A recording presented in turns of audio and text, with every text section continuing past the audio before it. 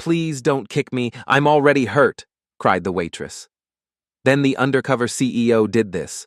What if a single moment of cruelty could become the catalyst for the most beautiful change in someone's life? Amara Vey pressed her back against the cold brick wall behind the Junction Cafe, her uniform still damp from the coffee a customer had deliberately spilled on her just minutes before. Her rich brown skin was still flushed with humiliation, and she could feel the heat radiating from the burns on her forearm.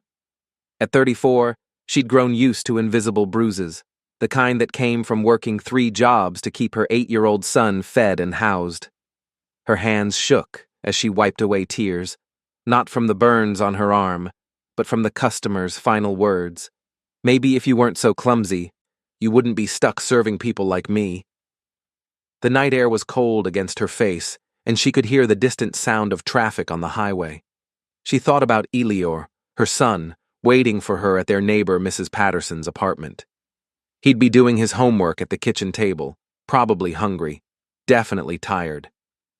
She thought about the electricity bill sitting unopened on her counter, the notice from his school about the field trip she couldn't afford, the hole in his only pair of good shoes that she'd been trying to patch for weeks. She didn't know that inside the diner, a man in faded jeans and a simple button-down shirt had witnessed everything. Cairo Wynn, a tall black man with salt and pepper locks tied back neatly, worth more than most small countries, had been sitting quietly in the corner booth. But what he'd just seen made his chest tighten with something he hadn't felt in years, righteous anger mixed with profound sadness. He'd watched this woman serve with grace and kindness for weeks, and tonight he'd seen that grace tested beyond what anyone should have to endure. Where are you watching from tonight? Amara had been working at the Junction Cafe for 8 months, ever since the factory where she'd assembled car parts for 6 years had closed down.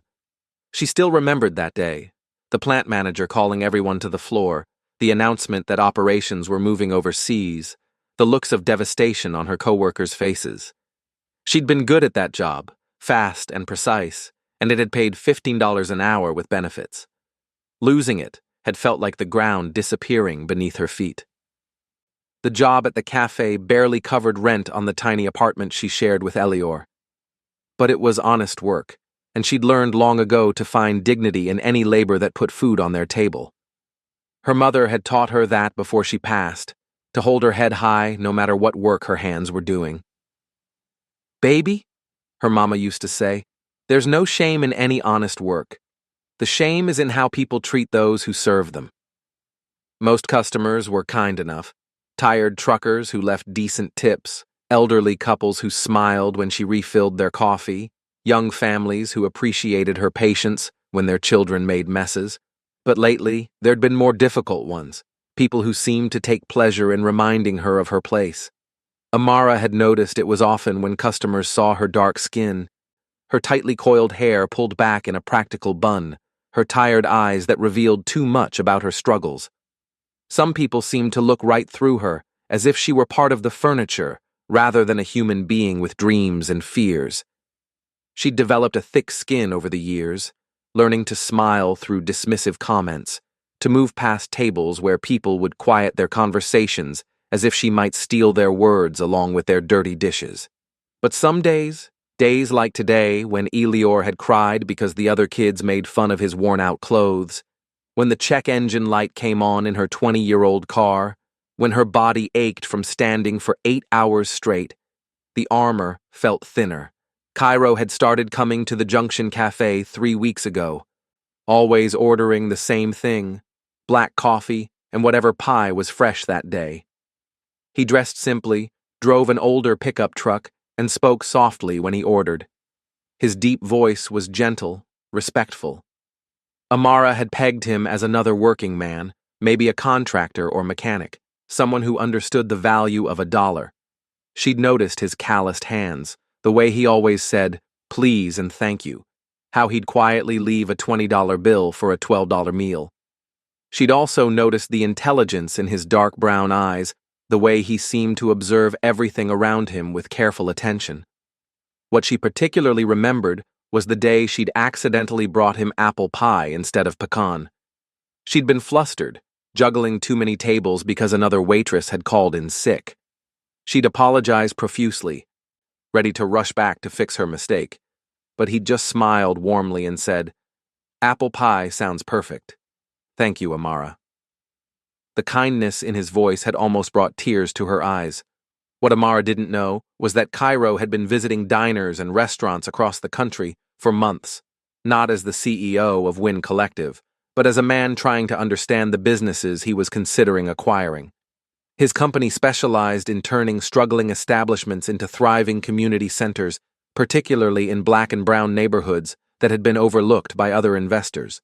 But he'd learned years ago that spreadsheets couldn't tell him what he really needed to know about a place. He had to feel it. See how people treated each other when they thought no one important was watching. See who had the heart and the strength to lead with compassion even under pressure. His own journey had taught him that. Cairo had grown up in a 2-bedroom apartment in Atlanta with his mother and 3 siblings. His mother, Dorothy Wynn, had worked as a hotel housekeeper during the day, cleaned office buildings at night, and took in sewing on weekends. He'd watched her leave before dawn and return after dark, her hands raw and her feet swollen, but she'd never complained. She'd made sure her children had what they needed, even if it meant she went without. "Education is your way out," she'd told him countless times, pressing her hard-earned money into his hand for books, for fees, for the things he needed to succeed. She'd lived to see him graduate from business school, but had passed away before seeing the empire he'd built. Everything he did now, he did with her memory guiding him. The customer who'd humiliated Amara was a regular named Trent Halden, a middle-aged white man who seemed to enjoy making the staff uncomfortable. Cairo had watched this pattern for weeks. The deliberately spilled drinks, the snide comments about Amara's appearance, the way Trent would leave exact change, no tip, after making her clean up messes he'd created on purpose. Each incident had made Cairo's jaw clench a little tighter. But tonight had crossed a line. Trent had accidentally knocked over his coffee cup, just as Amara reached the table, causing the hot liquid to splash across her arm. When she'd gasped in pain, he'd laughed and made a comment about her being clumsy and careless, just like you'd expect. The racial undertone hadn't been lost on anyone in the diner, but no one had said anything. They never did. Cairo had seen the way Amara's shoulders had tensed, the way she'd bitten her lip to keep from crying out, the way she'd apologized for his deliberate cruelty.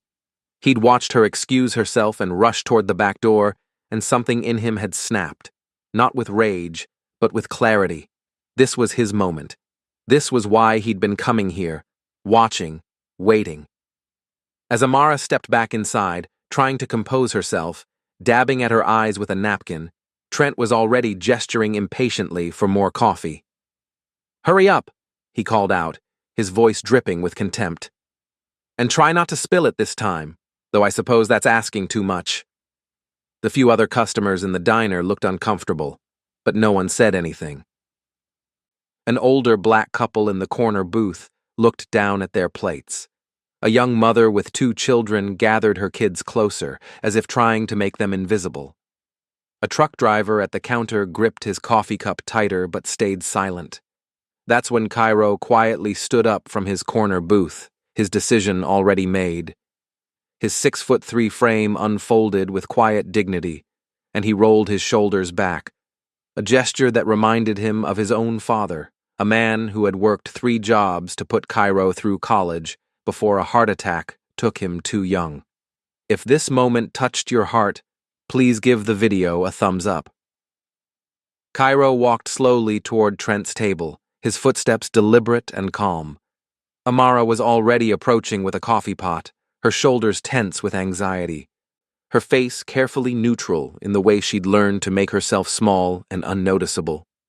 She'd developed this survival skill over years of navigating spaces where her presence seemed to make some people uncomfortable. Trent looked up at Cairo with annoyance, clearly not expecting to be interrupted. "What do you want? I'm trying to get some service here." "I've been watching you," Cairo said quietly, his voice carrying a strength that made the entire diner go silent. "For weeks, I've watched you treat this woman with complete disrespect." His tone wasn't angry. It was something deeper, the kind of controlled disappointment that cut through noise better than any shout, the kind of voice that came from a man who had learned to command rooms full of executives, but who had never forgotten where he came from. Trent's face reddened. "Mind your own business, pal. If she can't handle the job, maybe she should find another one." He turned to Amara, who stood frozen with the coffee pot, her dark eyes wide with a mixture of fear and surprise. "Well, are you going to pour or not?" Amara's hands trembled as she began to tilt the pot. She'd endured this treatment because she needed this job desperately. Her son's school had sent home another notice about overdue lunch money just yesterday. The electric bill was past due. The landlord had already warned her once about late rent. She couldn't afford to lose even one day's pay. Elior was counting on her. He was always counting on her, and she couldn't let him down. But as she started to pour, Cairo gently placed his hand over the cup. "No," he said simply, his voice firm but kind. "Amara, you don't need to serve someone who treats you like you're less than human." The sound of her name spoken with such respect made Amara's throat tighten with emotion. When was the last time someone had defended her like this? When was the last time anyone had seen her pain and stepped in to stop it? Cairo looked directly at Trent, his gaze steady and unwavering. "And you need to understand something. Every person in this diner has a story, has people who love them, has dreams and struggles, just like you do. The difference is, most of us don't use our pain as an excuse to hurt others. Whatever makes you feel like you need to diminish someone else to feel big, that's something you need to work on, but you're not going to do it at this woman's expense. Not anymore." Trent stood up abruptly, his chair scraping against the floor. "Who the hell do you think you are talking to me like that? You're just some blue-collar nobody. You don't know who I am." Cairo's expression remained calm, but something flickered in his eyes, a flash of steel beneath the gentleness. "Maybe I am," he said evenly. "But I know the difference between a man and a bully. I know the difference between someone who builds others up and someone who tears them down to feel powerful." He reached into his wallet and placed a $100 bill on Trent's table. "Your meals are covered for the next month, but here's the deal.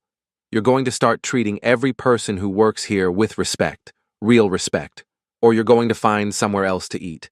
Your choice." The diner remained completely silent. Even Marceline Dupré, the diner's owner, a stout black woman in her 60s with silver-streaked hair pulled back in a neat bun, had emerged from the kitchen, her wooden spoon still in hand, watching the scene unfold with wide eyes. In 20 years of running this place, she'd never seen anyone stand up to a customer like this. Amara felt tears welling up again, but this time they weren't from humiliation. She'd never had anyone stand up for her like this, defend her dignity when she couldn't defend it herself. Her vision blurred as she looked at this quiet man who had seen her, really seen her, as a person worthy of respect and protection. Trent, clearly shaken and embarrassed by the attention of everyone in the diner, threw some money on the table and stormed out, muttering under his breath about people who don't know their place. The door swung shut behind him with a decisive bang. But Cairo wasn't finished yet. He turned to the other customers in the diner, his voice still calm but carrying clearly.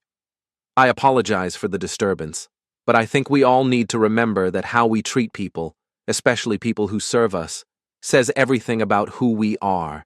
It says nothing about them and everything about us."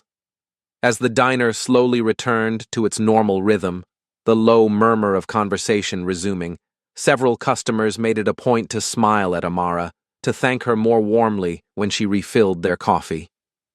The older couple in the corner booth called her over and left her a $20 tip on their $15 meal.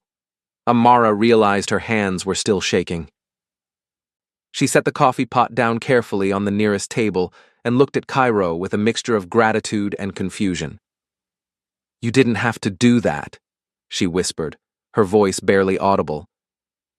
I could have handled it.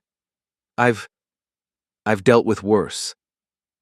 Cairo's expression softened, and for the first time she saw him smile, a warm, genuine smile that reached his eyes and transformed his entire face. I know you could have. You've been handling it for weeks. But just because you can endure something doesn't mean you should have to. Just because you're strong enough to carry a burden doesn't mean someone shouldn't help you set it down. He gestured toward the booth where he'd been sitting. Could we talk for a few minutes? Amara glanced toward the kitchen where Marceline was pretending not to watch while flipping burgers on the grill. The older woman gave her a small nod of approval, a slight smile playing at her lips. The dinner rush was over, and the few remaining customers seemed content to linger over their coffee and pie. She followed Cairo to his booth, sliding into the seat across from him. Up close, she could see the laugh lines around his eyes, the gray threaded through his locks, the weariness that came from carrying heavy responsibilities. But she could also see kindness there, genuine warmth that put her at ease despite her nervousness. I'm Cairo, he said, extending his hand across the table. And I owe you an apology. An apology for what? Amara asked, confused as she shook his hand. His grip was warm and steady, the handshake of someone who meant what they said. You stood up for me. No one's done that in, I can't remember how long. For sitting here for 3 weeks, watching that man disrespect you and not saying anything until tonight. Cairo's voice carried genuine regret. I've been coming here to understand this place better. I'm in the restaurant business, and I was considering making an offer to buy the Junction Cafe. Amara's heart sank like a stone. Another corporate buyer. Another business that would probably close within months, leaving her jobless again. She'd seen it happen too many times in her neighborhood. Someone promising to revitalize things, only to shut down and sell the property for development. The grocery store where she'd worked in high school. The community center where Elior used to go for after-school programs. The bookstore her mother had loved, all gone, replaced by luxury condos or chain stores. Oh, she said quietly, her voice flat, trying to hide her disappointment. She started to slide out of the booth. Well, I should get back to work while I still have a job. Wait, please, Cairo said quickly. What I've learned here isn't in any business plan. I've watched you work 3 different shifts, cover for other employees when they're sick, and treat every customer with kindness, even when they don't deserve it. You remember how people like their coffee. You check on the elderly customers to make sure they're okay. You know the names of the regulars' grandchildren. Last week, I saw you pay for a homeless man's meal out of your own tips, and you do all of this while dealing with your own struggles. How do you know about my struggles? Amara asked, defensive, pulling back slightly. Had he been investigating her? The thought made her uncomfortable. Because I recognize them, Cairo said gently. I grew up in a house where my mother worked 3 jobs, just like you do. I've seen that look in someone's eyes when they're counting every dollar, when they're exhausted but can't afford to rest. My mama used to come home so tired she'd fall asleep at the kitchen table while helping me with homework. I'd wake up in the morning and find her there, her head on my math book, still in her work uniform. He paused, his eyes distant with memory. I watched her sacrifice everything to give me opportunities she never had. She worked herself into an early grave to make sure I could have a different life. Have you ever faced something like this? Let us know in the comments. Then he continued, his gaze focusing back on Amara with an intensity that made her breath catch. What if I told you that you've already proven everything you need to prove? That watching you work has taught me more about leadership and dignity than any business school ever could, than any boardroom ever has. Amara stared at Cairo, trying to process what he was telling her. I don't understand. What do you mean you're in the restaurant business? Are you a manager somewhere? Cairo reached into his wallet again, but this time he pulled out a simple business card. The cardstock was heavy, expensive, with elegant raised lettering. Amara read it twice before the words sank in. Cairo Wynn, CEO, Wynn Collective. She looked up at him with wide eyes, then back down at the card, then up at him again. You're, you're a CEO? Like I'm a real CEO? I'm someone who believes that the best businesses are built on treating people right, Cairo said simply, and you've shown me exactly what that looks like. He leaned forward slightly, his elbows on the table. Amara, I want to buy this diner, but I want to do it the right way. I want to turn it into something that honors the community it serves. Something that creates opportunity, that builds people up instead of using them up. And I want you to help me do it. Actually, I need you to help me do it. I don't know anything about running a business, Amara protested, shaking her head. I didn't even finish college. I had to drop out when I got pregnant with Elior. I was 2 semesters away from a degree in hospitality management, but then life happened. His father left, my mother got sick, and I had to work. I'm just a waitress. But Cairo shook his head firmly. You're not just anything, and you know everything about what matters. You know how to make people feel welcome, how to work hard, how to care about others even when you're struggling yourself. You know this community. You understand what people need because you've lived it. That degree you didn't finish? You've been earning the real-world equivalent every single day. His voice grew more earnest, more passionate. I'm offering you a partnership, Amara. Not just a job, a real stake in making this place everything it could be. I'll handle the business side, the financing, the legal stuff, the things you can learn as we go, but I need someone who has the heart to lead with compassion, someone who sees people, really sees them. Someone who knows what this community needs because she's part of it.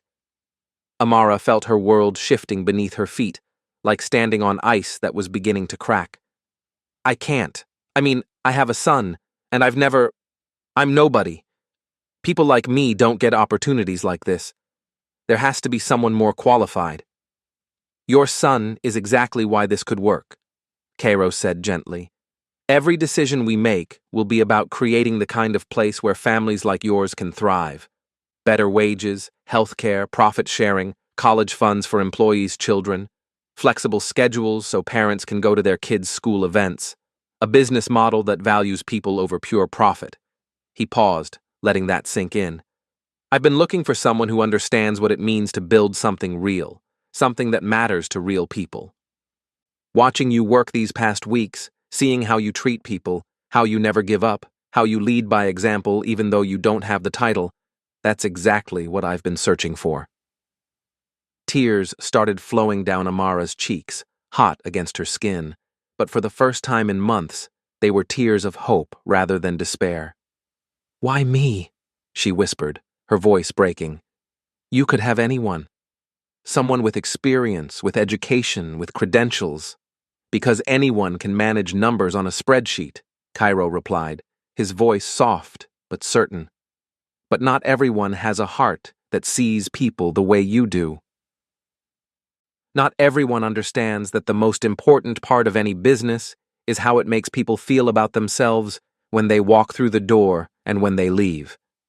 He reached across the table and gently placed his hand over hers. Amara, what would you say if I told you that in 6 months you could be the general manager of the finest community restaurant in 3 states? What would you say if I told you that your life could be completely different? That Elior's life could be different? Amara couldn't speak. She could only nod through her tears.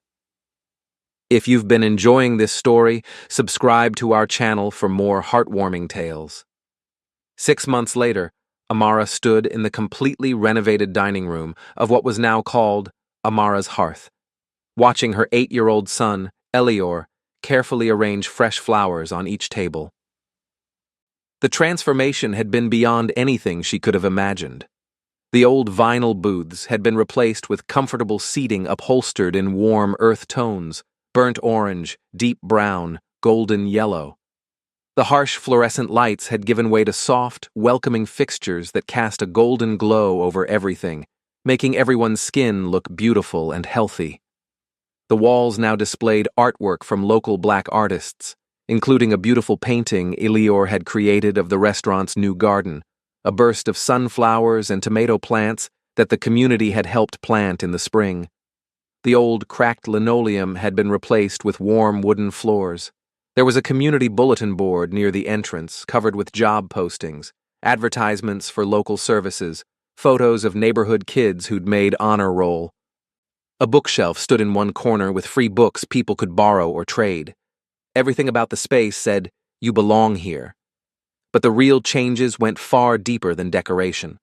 Every employee now earned a living wage, $22 an hour to start, plus healthcare benefits and retirement contributions.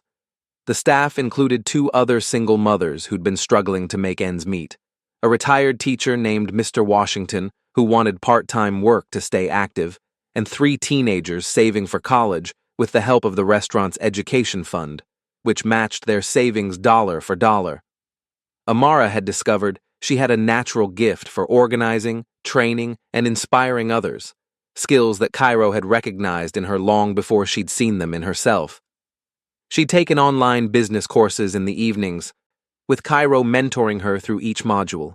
She'd learned about inventory management, food costs, employee scheduling, health regulations. But more importantly, she'd learned to trust her instincts about people and community. Marceline Dupre had stayed on as head cook and part owner, her traditional recipes now complemented by seasonal specials that Amara had developed by listening to customers' stories about their grandmother's cooking. The menu featured Southern classics, perfectly seasoned fried chicken with a crispy crust that shattered when you bit into it, collard greens simmered for hours with smoked turkey and a touch of apple cider vinegar, mac and cheese that made people close their eyes in bliss with its perfect blend of sharp cheddar and creamy Gruyere, and sweet potato pie that had people lining up on Sundays. But they'd also added healthier options based on community feedback: grilled fish with roasted vegetables, fresh salads with produce from local gardens, vegetarian soul food options. Everything was made from scratch with love and attention. The restaurant had become exactly what Cairo had envisioned, a true community center where people came not just for food, but for connection. The customer board by the entrance was filled with thank you notes, job postings, and offers of help from neighbors. "Need a ride to doctor's appointment," one note read. "Can provide childcare Tuesday evenings," read another. "Free tutoring in math for middle schoolers." Amara had started a program where customers could buy meals for those in need, no questions asked. The Wall of Kindness, as Elior had named it, never stayed empty for long. People would purchase meal vouchers and pin them to the board, and anyone who needed a meal could simply take one and order. No shame, no judgment. Last month, they'd served over 100 free meals this way. Every Sunday, they hosted a community breakfast where kids ate free and local organizations could set up information tables. The church down the street held their youth group meetings in the private dining room on Wednesday nights. The local NAACP chapter met there monthly. Job skills workshops happened every other Saturday. Cairo still came by regularly, though now he sat at the counter and let Amara serve him coffee while they discussed expansion plans. 3 other communities had already inquired about opening their own Amara's Hearth locations, each one to be run by someone with Amara's heart for service and understanding of what it meant to struggle. Cairo was determined to create a model that could be replicated, that could transform communities across the country. As Amara watched Elior help seat an elderly couple at their favorite table by the window, her heart swelled with pride and gratitude. Her son was thriving now, confident, happy, secure. He'd joined the school band and was learning trumpet. He'd made the honor roll last quarter. He talked about going to college someday, maybe becoming a chef or a business owner like his mom. She remembered that night 6 months ago, when she'd stood outside in the cold, feeling invisible and defeated, believing she would never be more than tired and struggling. She thought about how one person's willingness to see her dignity had changed not just her life, but the lives of everyone who walked through these doors. Trent Halden had never returned to the restaurant, but Amara often wondered if he'd learned something that night too. She hoped he had. She'd discovered that carrying resentment was too heavy a burden when there was so much joy to be found in building something beautiful. Cairo appeared beside her, holding 2 cups of coffee in the special mugs they'd had made with the restaurant's logo. "Penny for your thoughts," he asked, his familiar warm smile creasing his face. "Just thinking about how everything can change in a moment," Amara said, accepting the coffee gratefully. "How one person choosing kindness can create ripples that reach further than they'll ever know. How you saw something in me that I couldn't see in myself." "That's what you do every day," Cairo replied. "You create those ripples. You see potential in people.